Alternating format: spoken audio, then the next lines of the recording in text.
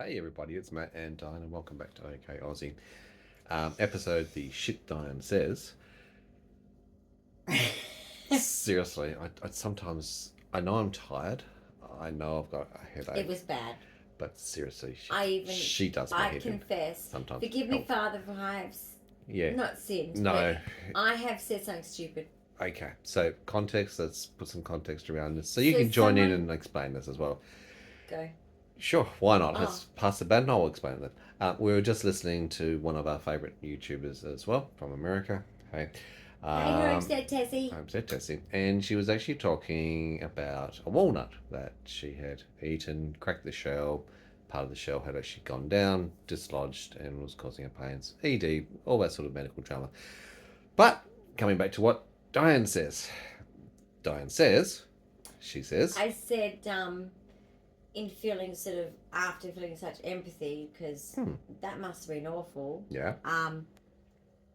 I was like, oh, I really must take my dysphagia more seriously. Because obviously sharp things that I have swallowed, little bits of sharp things, a lot. Okay, so that's the first part. But I never thought of what it would do. And then you said, and then she said. And then I said, well, why don't they educate us autistics properly? They're idiots. Cat. So let's play catch up around all of this. Because seriously. I need a social story with things. How am I to know? I'm not a medical doctor. So I know I swallow things just accidentally. Not a medical doctor. I've got lacking muscle tone So, here. Okay? let's explain this concept first before you go into it. Dysphagia. What is dysphagia? It's a condition where basically you lose the ability or things will slip down. You stop swallowing. And so things just swallowing go down. action is commonly Peas, beans, supported by bits speech of food, pathologists who actually analyse whoops. your chewing action, swallowing action, your It's an annual bite. test, it's boring. Pressure is built up. Does your mouth complete the pressure? Whole range of things, and it is part of it also with It's gastroenterology because it does obviously go down into things like the swallowing exercise and going into the whole GI tract. I never thought about that.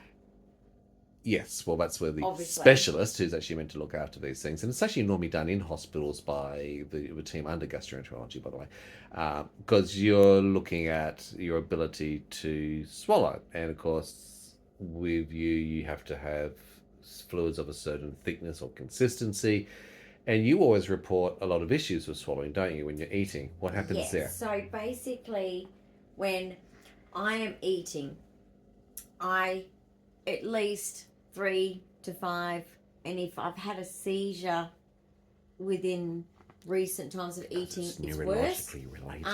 Yes, basically, I swallow large chunks of food every time I eat. It's just something that I now cannot control. So that's the context. But I never thought of sharp things. No one educated me on sharp things. So this comes back to that literalness that some autistics may I never thought about the whole tract thing. And understanding of also education and information around something. And look, medical things is difficult at the best of times for Dyan, particularly when you've got interoception and a lack of awareness of internal states of what's going on. And then you have conditions where I get it. Do you know if you swallow something sharp that means that that's bad? Well, first of all, you try and obviously masticate the breaking down of food to bite-sized chunks so that you can actually swallow properly. You're obviously conscious that you don't eat certain things that are sharp that could cause tearing or laceration or things of my throat. I was thinking of, but I never thought of my GI tract. Exactly. But now I will. But that also goes into, and we've seen this part of, in talking about the GI tract, Dyan's got gastroparesis. That's one of the things. That's a dysmotility of the GI gastrointestinal Comes with tract. Gastroparesis too. Comes with gastroparesis, absolutely. Now, things go up and down easy. Absolutely. And part of that, because it's all related all the way through, you've seen that certain things don't break down because you don't have, for example, your enzymes don't break down in your stomach certain types of food, which means they don't digest, they all go all the way through. So typically we may know that people see corn particles go through to, nappies, let's call it that way. But you've seen things that maybe like nuts, peanuts, or whatever else that cannot be broken down because the enzymes don't do that. Correct. So imagine if you have a sharp object which you've put in your mouth, like homestead test you did by mistake It's an and accident, swallowed. she did But it, you're yeah. highlighting the risks of, well, you can swallow too easily. Yes. So you're meant And to I take have swallowed 50 sharp sort of things. chews before you swallow, for My rice example. crackers, for example, Mm-hmm. I might have bitten one of them. I have countless times swallowed, I guess, like chunks of hard rice cracker. Correct. Now, what if it's a harder thing? Maybe it's a bit of gristle or a bone or something like that. Like, And that's the what thing I'm it worried doesn't. about now. It's Correct. like I have nuts sometimes. Absolutely. So this is now Now, worrying with the nut me. side of things, we've obviously excluded certain things from Dyan's diet. Now, that means Yeah. rather than having nuts or peanuts, she would have things like peanut butter or Nutella. So you have it in a spread.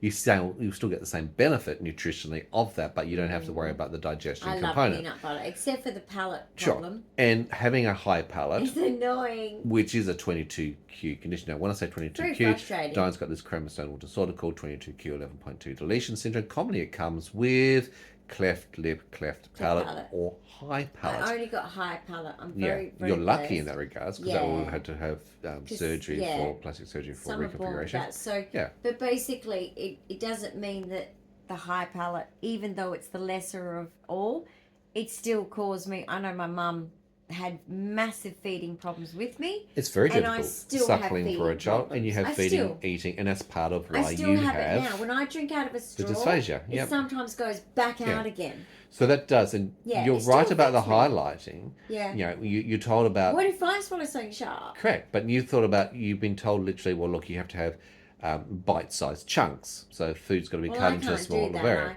By the time I remember to eat, I'm starving.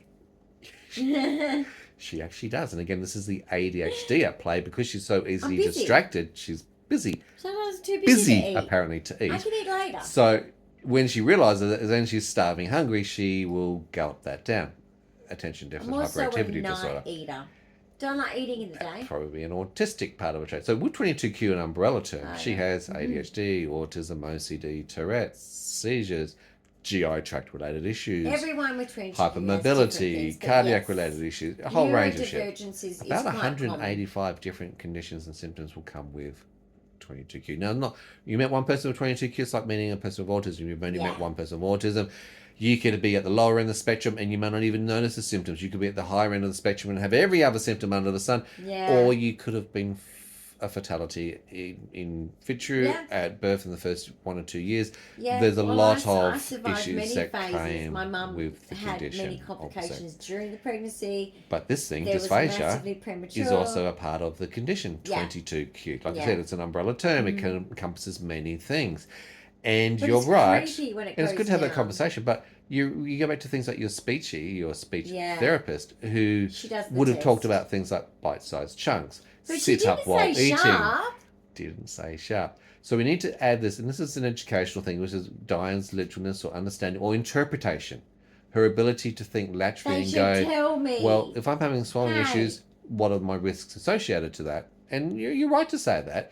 You do need to think just about said your autistic fluids with person or a person aspiration, with which I do. IDD, intellectual developmental delays. You might need to explain to them better about things to be aware of. They only mention the dangerous thing being aspiration. They only mention, Choking guys, to goes down the me, wrong pipe hole. liquid, Yep. like thin liquid.